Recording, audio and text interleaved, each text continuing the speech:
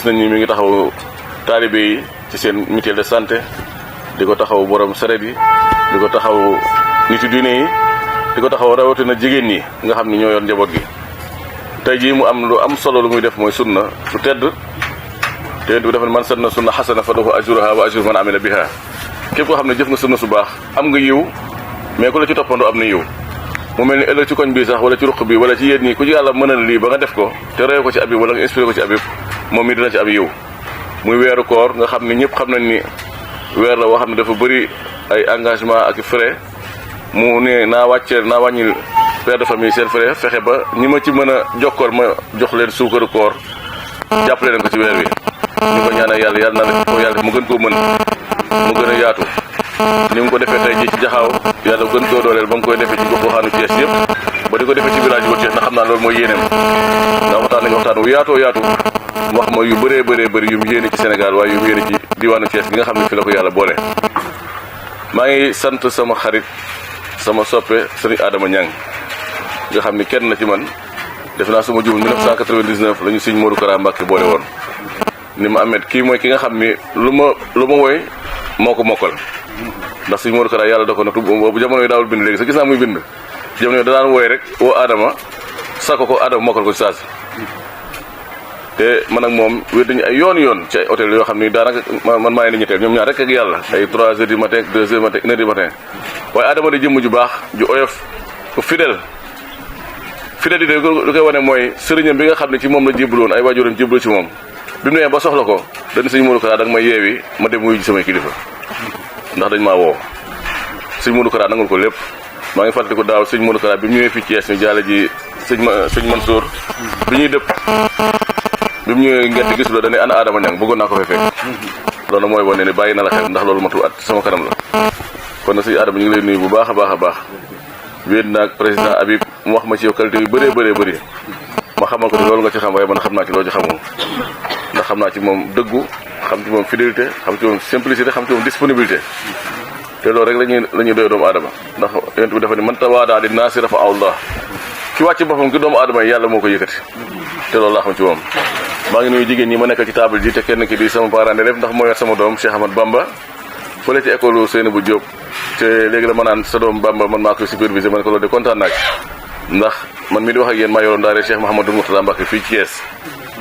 waaye yàlla def na sama njaboot ñu ci bëri foofu laa leen yóbbu ñu fay jàng muy daare Cheikh Mouhamad Diop ndax l'islam bi yëpp benn bopp la diine ji lépp benn bopp la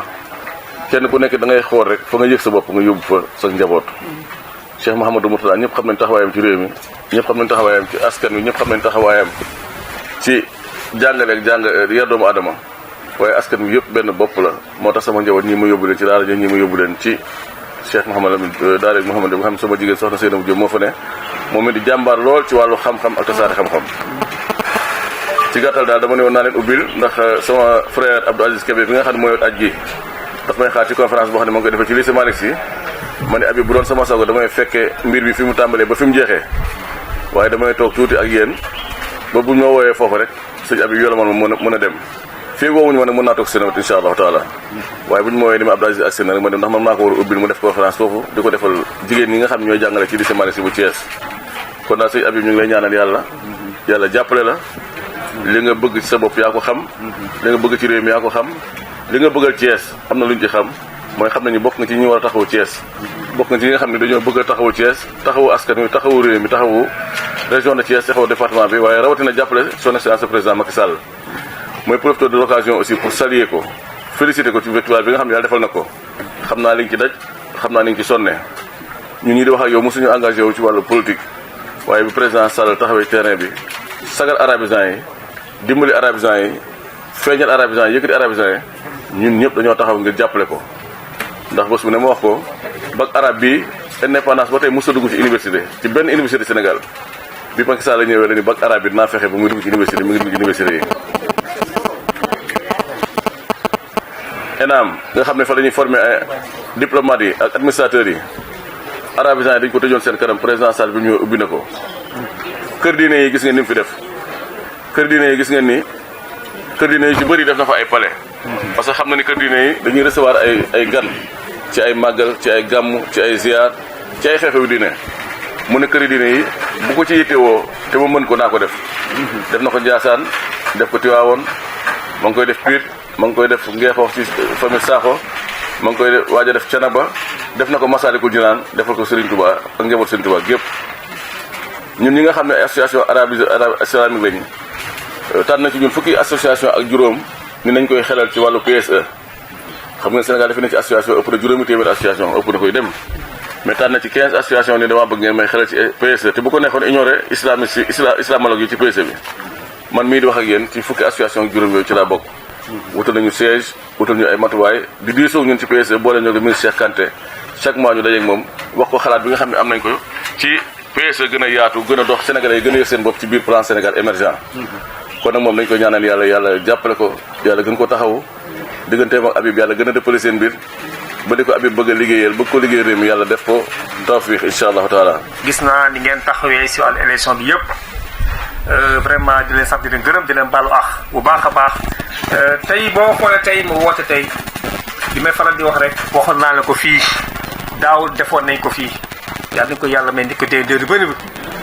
yàlla def fii année prochaine ku si nekk si moom sa kër ngay toog sax su ko di defee sa kër man loolu laa bëgg mouvement bi d'abord c'est un mouvement politique mais développement social mouvement boo xam ne lu ko yitteel mooy jege askan bi lu ko yitteel mooy yépp lu askan bi am lu mettit am bànneex moo ànd si ak moom ñun mu politique boobu la ñuy doxee xam naa si loolu yëpp xam ngeen ko si loolu tamit moo tax ma daan wax tey il faut que tey sama groupement yépp ñëw tey sama président groupement yi ñëw comme ni ñu ko defee daaw di ko defaat parce que ñu ngi si weer bu xam ne weer bu tedd weer du ko sëñ bi waxee rek weeru yërmande weer ubbituwaaye di sant ñëpp di gërëm ñëpp si loolu tamit waxoon naa ko ma ne leen tamit man damay bëgg toujours di fidéliser sama mouvement bi xam ngeen si dara président man mi mënu moo dugg fu nekk mais sama xel guddi bëccëg du jóge si yéen moo tax ma am ay relais yu xam ne ñoo may demal si yéen di leen ses di leen demmeeku boo leen xoolee léegi am na beneen doxalin bu bees bu ñu indi si loolu rek maa ngi sant ñëpp parce que ba ça fait maintenant 3 semaines dama imprimé woon 5 dama doon testé rek def naa 3000 cartes de membres mais wax nañu ne carte jeex na loolu rek sant yàlla la dama bëgg nag maintenant xam ñii nga xam ne maanaam déggul nañu si biir mouvement bi moo tax ma indi beneen doxalin bu bees doxalin bi nag bëgguma kenn meer man dama bëgg toujours soxna Dieng soxna Mazam ku si nekk rek fi Habib Niang nekk na nga xam ne Habib Niang lu mu nekkee xam naa bi ñu commencé ba léegi yàlla di sant seen bopp si mouvement bi li may wax rek mooy man du ma dem damay dem ba jeex élection yi yàlla def na si jàmm salaam kii nii xam ne moom dañu jàppale président de la République ñu dinañ continuer di ko accompagner mais nag wax nañ si ambition bi mooy lan mooy ji fexe jëli mairie zone nord pour lan indi si lan si pied d'édifice mooy jàppale askan bi dara ëpp leen que mairie ñun mouvement boo xam ne la jege askan bi la di nemmeeku askan bi démb rek moo si mujj lii nga xam ne moo amoon démb au niveau taaxi kaw ñëpp daw na yaram xale bu ndaw bu am ñeenti at daanu si biir teen métti na amul kenn ku taxaw foofu ñun bu ñu ko jël automatiquement dañuy dem nemmeeku seeti askan bi seeti yaayu xale bi dala xelam xale moom kenn ko yàlla ko yàlla yërëm xale moom ñit aljanna la dala xelam mbiru yàlla lu yàlla mu tudd kenn mu si dara ñun nag suñu mouvement si boppam yàlla may nañu parce que si biir ñun am na fi ay techniciens ay ingénieurs yu xam ne xaral nañu si wàllu assainissement si wàllu bâtiment bu ñu demee li may wax rek mooy état mënul def yëpp il faut que am ay bonne volonté ñu gëm seen bopp gëm seen gox ni mu loolu mu ñu moo tax ñun suñu bopp ñu ñëw décider teg kenn yëpp te mën nañ ko décider incha allah liggéey bi dina tàmbali suba dañ koy dalee tëjaat nga xam ne pour sécuriser cette zone là-bas nga xam ne musiba dootu amati ñun loolu moo ñu tax a jóg waaw si loolu di leen sant bu baax si loolu tamit li may wax rek mooy wax naa ko kii nga xam ne maanaam avant may tàmbali du ñàkk di ngeen fi gis ay bopp yu bees si biir fii ma toog sama taabal xam ngeen maanaam soxna madame Ndiaye soxna bu Dieng xam naa duñ ko présenté moom mouvement bu mag la yoroon biir Thiès xam nañ ko di yëngatu di jàppale son président Macky Sall moom mu rallié wu ñëw fekk si ma si sama mouvement pour ñu liggéey gox Thiès ñi fi nekk jarul ñu présenté xam nga leen c'est des gens qui sont très fidèles ñu xam ne vraiment ñu dëggoon nañu si Habib Niang ni ngi ñëpp ñu toog waaw di loolu tam ñu ngi koy rafet bu baax a baax beneen bi mooy li may wax fooral dem waxoon naan ko fii dès le début bu ñu tàmbali ma ne leen si mouvement bi du yem fi xanaa mu neex mooy ñun politique gu ñun dañuy liggéey pour suñu gox suñuy département. liggéey loolu mi tax a jóg. si loolu ni ngi si doon waxtaan si wàllu formation yi xam naa macha allah ñu fi toog yëpp pratiquement am nañu formation. defal na leen formation jox na leen matériel liggéey mais indi beneen doxalin mooy lan mooy dañu am ay ñu war a jàppale pour ñu am financement groupement bi mouvement bi am financement. parce que li may faral di wax mooy toujours wax naa leen ma leen dañu éviter les financements yi nekk dans les banques parce que dogal kenn xam fu muy jógee bés bu nekk ñit ñoo seet suñu ni le président man de dañu ne plainte man nangam ni président aussi benn loxo la mënu régler yëpp si forte réflexion dama réfléchir ma gis ay partenaires ak ñitu xam ne maanaam yàlla may leen si wàllu finance si wàllu xarañ ñoom ñoo décidé maintenant defal ma benn formation sama groupement yëpp léegi fi loolu am na benn aide sax bu ñu dugal si biir ñun ñii loolu dina permettre fii ak Habib Niang nekk fii Habib Niang bañ fi nekk dañuy continuer sa activité ku fi am xew ku fi am ngénte ku fi am ndax automatiquement jarul nga dem ak bu doon samedi dimanche léegi boo ñëwee ma gaay lebal xaalis et puis li leen lebal amul intérêt loolu moom kii madame Ndiaye sax dina si ñëwaat waxtaan nañ si normalement sax suba sax am na ñu war a yabale fii di dem Dakar pour formation bi. parce que ñooñu dama Dakar laay liggéeyee bon saa yu wàccee maa ñoo Thiès mais dama gis ay jigéen ñu xam ne toll nañ presque lu mot presque ay junni jigéen bu ñu conférence am ñu kenn ku leen dimbali. ñoom ñooy nuroo yére ñoom ñooy def yëpp man waa yéen ni ngeen def yéen mooy la xanaa xam ko ni si ginnaaw su benn ministre wala dara nii na ma ñun de. amuñu kenn xam nga système yi def mooy la dañu am kenn ku xam ne si ñun de moo ñu formé dafa ñëw ni ñuy formé financement comme avec mais du avec xaaru utitu avec tuuti mu ne man nag man ah bon mu ne ma gis nga si loolu weer bu dee bu nekk am nañu lu mot 5 millions suñu kees bu ku si nekk si nit ñi da gis ku dem Maroc ko gis ku dem Mauritanie jënd ay marchandises ñii lu nekk dañuy dugg ñun kenn duñu taxaw banque duñu taxaw ki ma sàmm ma dem ba duñu taxaw yëpp lu ñuy def rek automatiquement si kees bi nañ ko jëlee man loolu de neex na mais bu ñu wax idée bi nag système bi man maa jëg man lii de vraiment bëgg naa nag incha allah dama indi ko Thiès loolu laa bëgg a fas yéene defante ak yéen ñoom seen bopp sax dafa fekk suba dañu am conférence bu mag invité nañu sax am na nag délégation bu jóge fi pour dem ñu xool rek ñoom ni ñuy liggéeyee loolu nag moo tax li may def mooy man je vais être autonome man bëgguma ku may diriger maanaam bon ñit mu nekk il faut nga am ku la diriger moom fi nga xam ne dama bëgg sama famille nekk indépendant bëggutuma tey soxna si nee na man de dama la mel gis ne ma defee président dama am tey ngeen dama xew tey nag mu ngi nii bëggatuma loolu da bëgg yëpp wala leen soxle rek di ngeen dem directement jóge si kees bi ñu abal leen xaalis bi yéen da ngeen di delloo mais ni ngeen di delloo sax day dafa leen di yombal waaw mun ngeen def ordinaire jaay sax boo jaay ordinaire ba pare ngeen delloo stratégie boobu laa bëgg a tëral bu si yàlla defee jàmm salaam bu ñu wooree ba pare ki defa formation dina fi ñëw toog ak yéen mu defal leen formation bi automatiquement financement yi taxaw na defal leen formation li ngeen def nga xam ne lu yomb la xam naa sax bu ñu ko defee ñiit yu ba kilifa responsable politique ba dinañ ko jëlee si ñun beneen bi aussi mooy la tamit li may faral di wax rek aussi looy def réflexion du ko solo il faut ni am benn système bu ñu def kees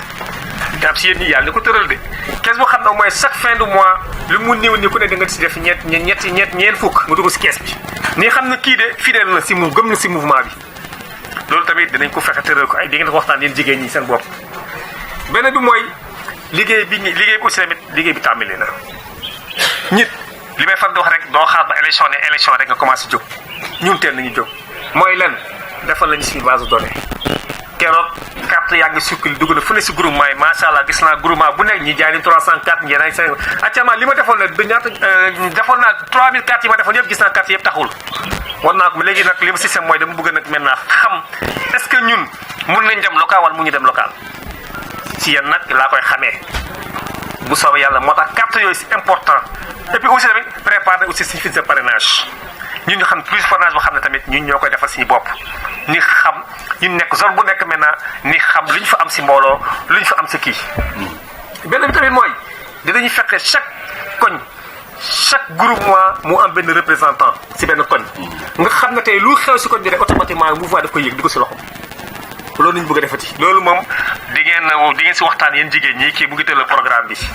ngeen xool ni ngeen di waxtaanee benn bi mooy xam ne et puis bu dee tamit fukki fan ak juróom bu nekk ngeen defal ñu benn compte rendu si koñ bi doxalin bi marché lan moo fa xew lan mooy problème bi lan mooy seen gàllankoor ñu xool ni ñu koy saafaree di si jàppalante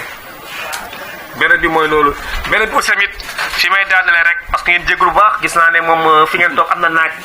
man gis naa ne macha allah fi ngeen teg mouvement bi gis naa loolu Habib Niang woto bi nuyu sax ngeen wuy si ko gis naa loolu fu nekk wuti président bu ñëw macha allah ni mu métti yëpp ki taxoon ci dee teeru ngeen ko fi may daanale mooy am nañu ko jigéen ñi am ngeen conférence le 23 mai conférence bi incha allah fii lañ koy defee donc seen conférence la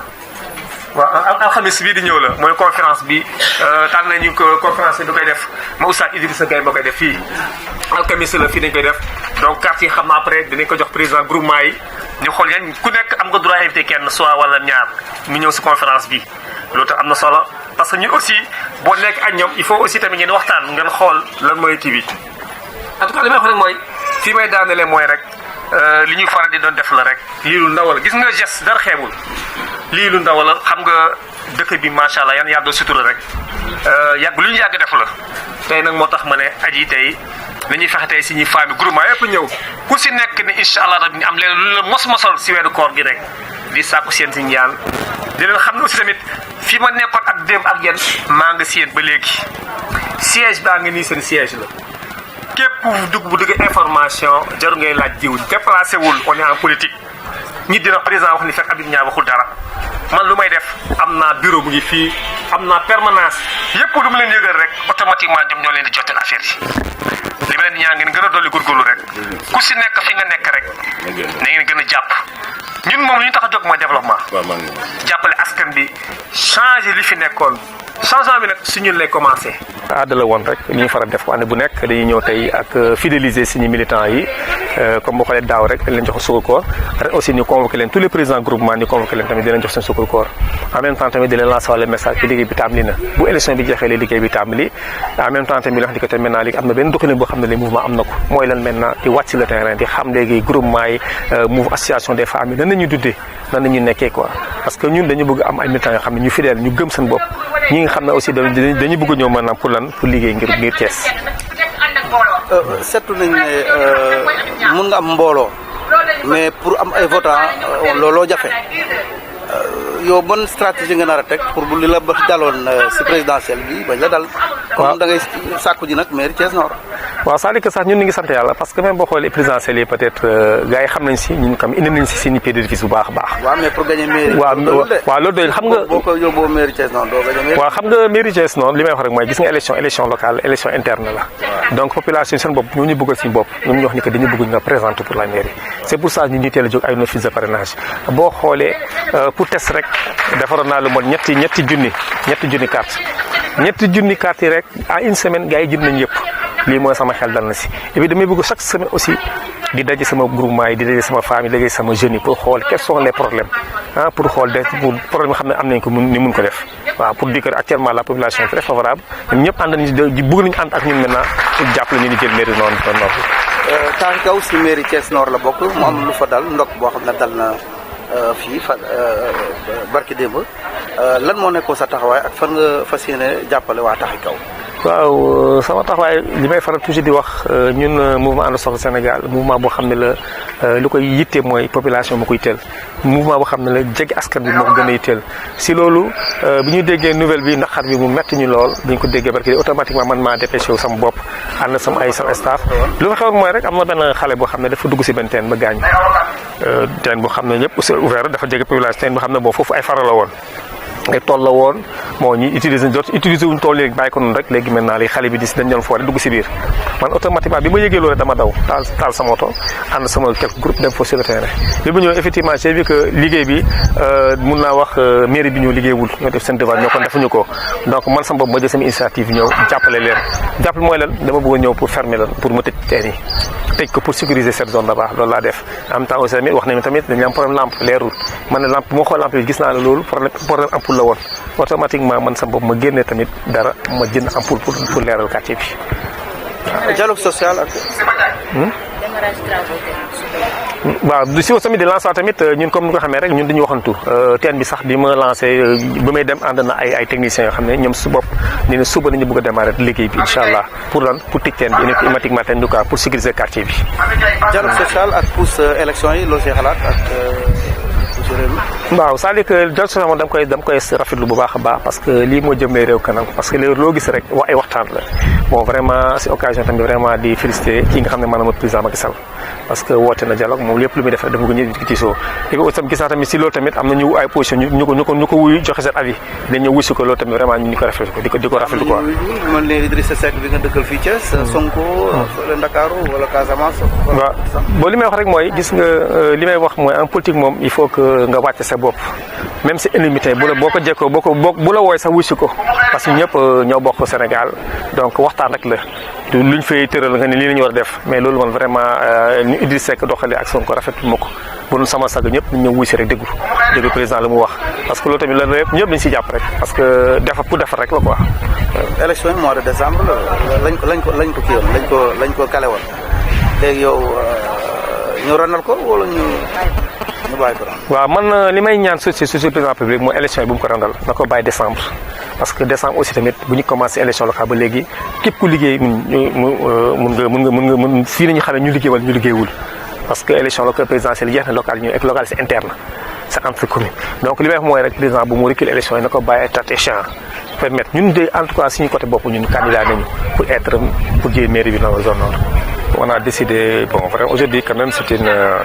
occasion, quand même, c'était habitude. C'est une tradition de le faire aujourd'hui. Comme vous savez que nous sommes au mois de Ramadan, un mois béni. C'est un mois vraiment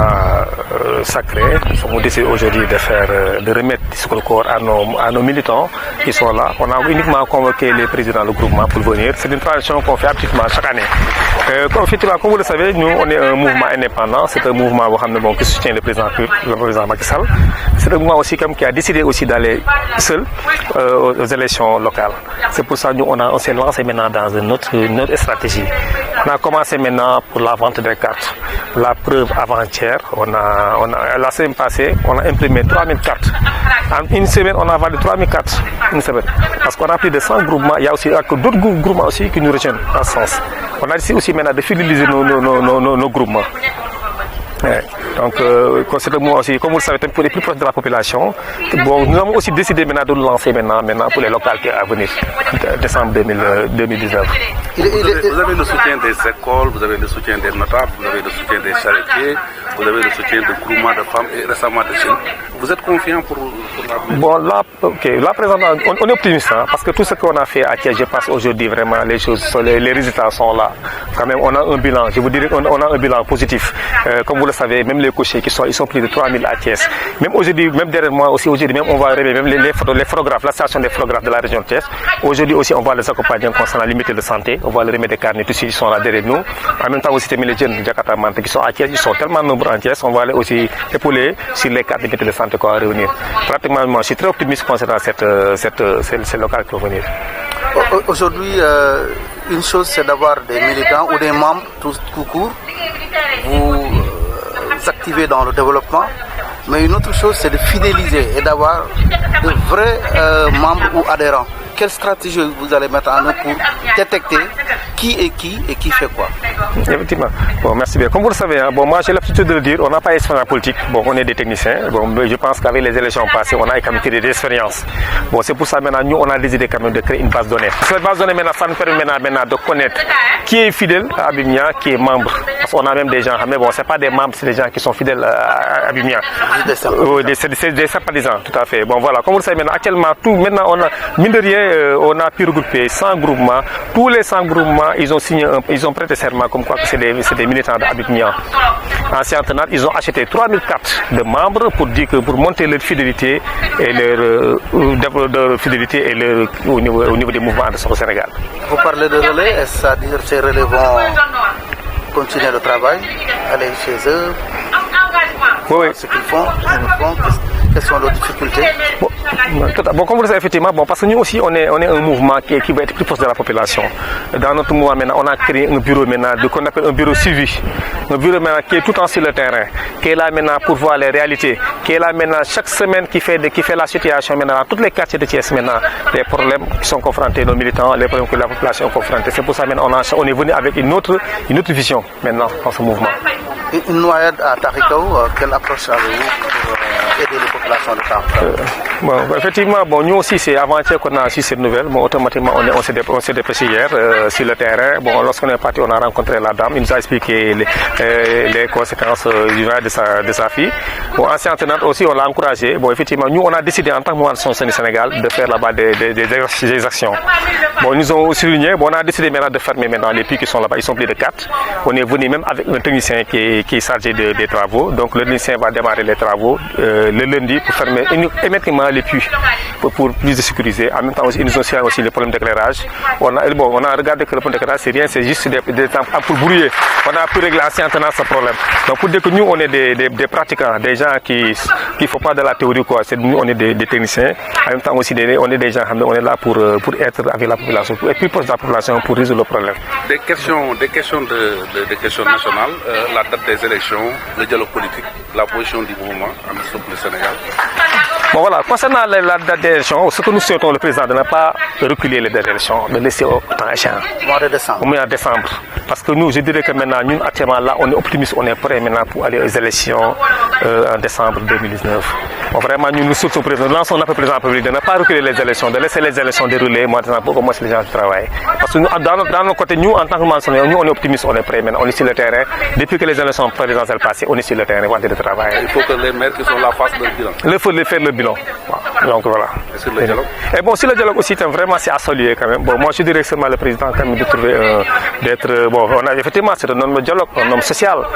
Vraiment, je salue quand même l'initiative de l'opposition qui sont prêts pour dialoguer avec le président public. Donc là aussi, vraiment, nous, ce que nous vous disons, on est optimiste dans ce sens. Et que dites-vous aux réticents? Idriss Seck n'est pas parti, je peux citer aussi d'autres qui ne sont pas partis. Que dites-vous à ces messieurs qui pratiquent la politique de la chaise vide? Bon, moi je dirais seulement que bon, tandis que je lance un appel à président Idriss Seck, il faut être un homme souple, un homme modeste et de répondre au dialogue. Parce que ce dialogue-là, ça va permettre maintenant de résoudre les problèmes que les populations ont confrontés. Moi, je suis dans ce sens. La mairie de Thiès-Nord pour le fauteuil de la mairie de la ville, est-ce que votre ambition est... Bon, nous, notre ambition principale, c'est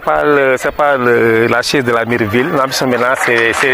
la mairie locale. C'est ça qu'on veut maintenant être, surtout la zone qui nous intéresse. Parce qu'on a les potentiels, hein, on a les moyens vraiment de gérer. Avant, je pense que de gérer une grande mairie, il faut d'abord commencer par la petite mairie, quoi.